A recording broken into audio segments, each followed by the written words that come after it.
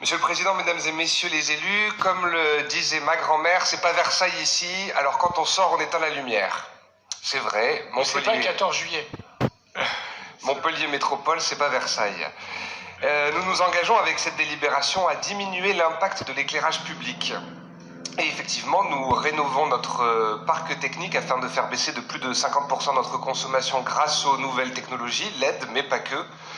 Nous réduisons de 50% l'intensité lumineuse quand nous passons de la soirée à la nuit.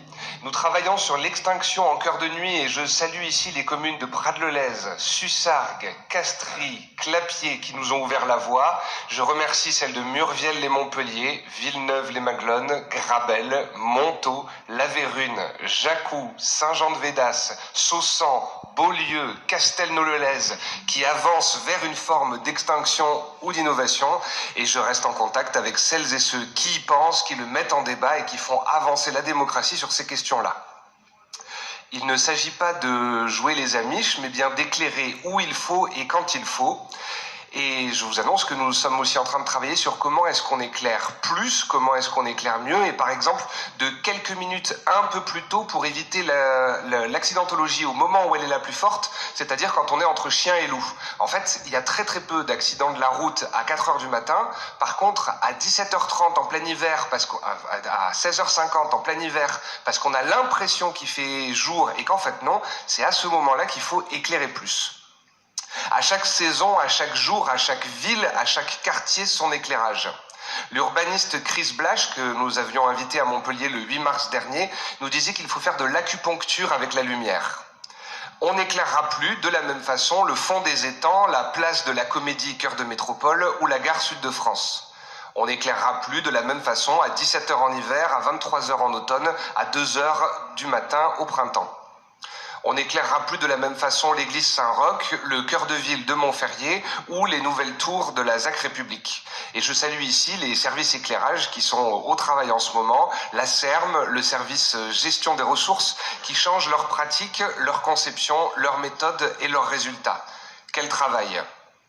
Et ce travail, c'est d'abord une volonté de la puissance publique, certes, mais c'est aussi un travail commun, hors du silo. Il ne s'agira pas de remplacer les lumières publiques par des lumières privées.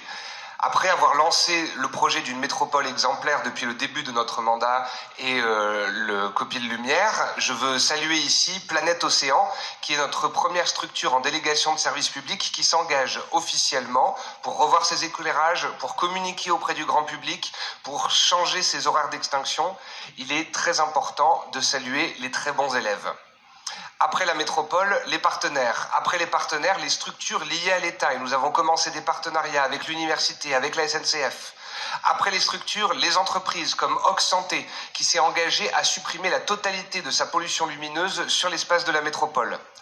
Voilà pour 2022, et cela en partenariat étroit avec l'ADEME, l'ALEC, l'État, les régions, les associations, la recherche.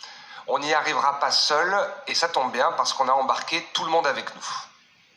Ici, mais ailleurs aussi. Et pour conclure, je veux saluer mon collègue Renaud Anzieux, élu à Versailles, qui a lancé tout un travail de balade urbaine et nocturne à l'image de celle que nous faisons sur la métropole avec les associations féministes, avec les élus, avec le grand public. Alors, si Montpellier Métropole, c'est pas Versailles, je me réjouis un petit peu que Versailles, c'est un peu Montpellier. Merci, Monsieur Paterne.